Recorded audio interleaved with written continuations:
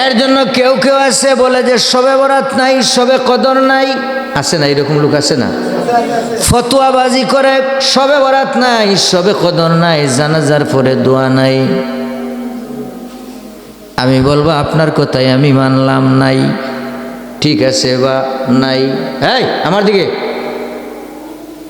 শবে বরাত নাই, শবে কদর নাই, জানাজার পরে দোয়া নাই, দলিল নাই, তার কথাই মানলাম, তার কথাটাই মানলাম, দলিল বা নাই। কিন্তু কাজটা তো ভালো, কথা বলেন না কেন? দলিল যদি নাওই থাকে কিন্তু কাজগুলা হচ্ছে ইবাদতের কাজ, ভালো কাজ। ইবাদত বন্দেগি করবেন, আল্লাহকে ডাকবেন, আল্লাহকে ডাকলে আল্লাহ খুশি হয়, আল্লাহর কাছে চাইলে আল্লাহ পাক মাফ করেন, ক্ষমা করেন। আল্লাহ রাব্বুল আলামিন বান্দা বান্দির কিনারে পর্যন্ত এসে পৌঁছে যান, ঠিক কিনা? কাজ যদি ভালো হয়, ভালো কাজ যদি হয়, তাইলে ভালো কাজ করতে যারা বাধা দেয়, যারা ফিতনা সৃষ্টি করে, যারা ফতোয়াবাজি করে, এরা মূর্খ জাহিল ছাড়া আর কিছু হতে পারে না, ঠিক কিনা? এদের মতো নির্বুধ, এদের মতো মূর্খ জাহেল মোরাক্কাব আল্লাহর জমিনে আর কেউ হতে পারে না। অথচ অসংখ্য গণিত দলিল দ্বারা শবে বরাত, শবে কদর পালন করতে হবে। এই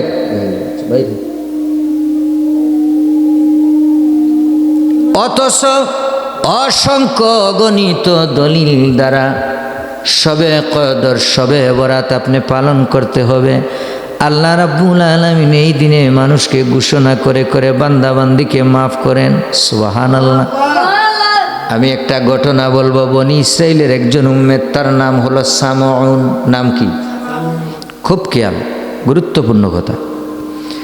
সামউন এই লোকটা 1000 বছর হায়াত পেয়েছে। বনি ইসরাইলের উম্মত, আল্লাহ পাক তাকে 1000 বছর হায়াত দিয়েছেন। কত বছর?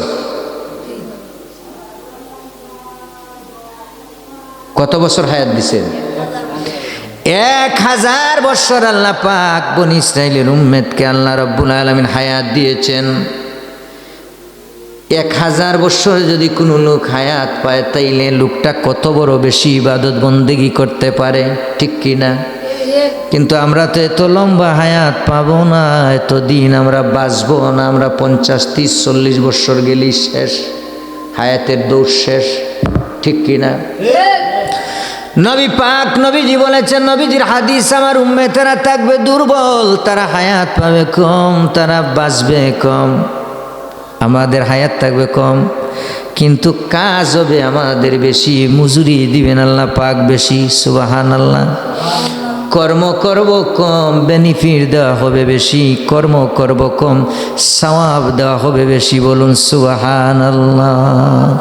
ওই বনি ইসরাইলের উম্মত 1000 বছর হায়াত পাওয়ার পরে কত বেশি বেশি ইবাদত বন্দেগি করেছে, কত লম্বা ইবাদত বন্দেগি করেছে।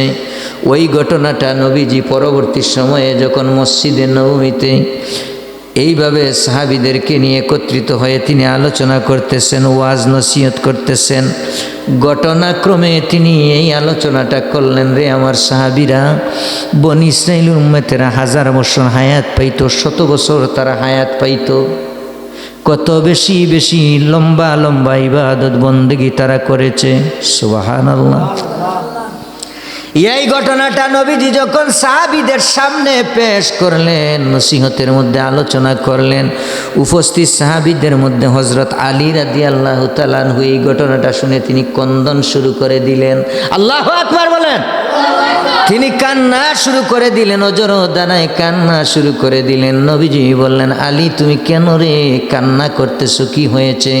তুমি কেন অজর দানায় চোখের পানি ছেড়ে ছেড়ে শিশু বাচ্চাদের মতো তুমি কাঁদতেছো, কারণ কি?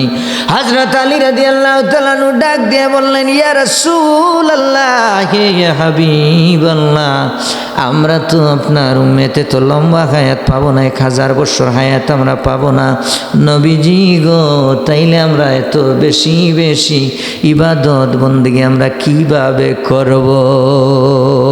সুবহানাল্লাহ।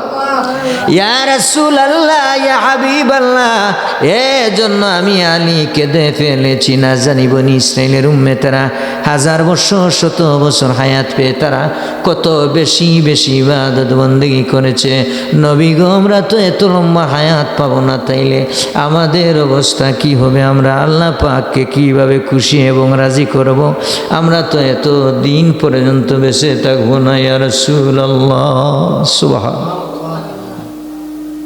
এবার নবীজি এই কথা শোনার পরে নবীজি একটু চিন্তিত হলেন, আশ্চর্য হলেন যে আসলেই তো ঠিক হজরতে আলী যেই কথা বলেছে, এত বছর হায়াত তো আমার উম্মতেরা পাবো না, আমরাও তো পাবো না, এত লম্বা ইবাদত বন্দেগী আমরা কিভাবে করব? সুবহানাল্লাহ বলেন। এটা কি চিন্তার বিষয় না? হ্যাঁ, এটা কি চিন্তার বিষয় না? অবশ্যই চিন্তার বিষয়। চিন্তা করতেছেন হজরত আলী রাদিয়াল্লাহু তাআলা, এদিকে কান্না করতেছেন, অন্যান্য সাহাবীরা চুপ হয়ে গেলেন, নীরব নিশ্চিত্তে তারা কাঁদতেছেন। সুবহানাল্লাহ। কিছু সময় পরে আল্লাহ পাক ডাক দিয়ে বললেন, ও জিবরাইল, তুমি যাও যাও আমার বন্ধুর কাছে যাও। আমার বন্ধু কেন চিন্তা করে? হযরত আলী কেন কান্না করে? আরে আর কাঁদতে হবে না, চিন্তিত হওয়া লাগবে না, বিস্মিত হওয়ার কোনো কারণ নাই। যাও যাও আমার বন্ধুর কাছে যাও, এই মুহূর্তে আমার বন্ধুর কাছে যাইয়া তুমি ওহী নিয়ে যাও, আমার বন্ধুকে পুরা সূরাটা তুমি শোনাই দাও।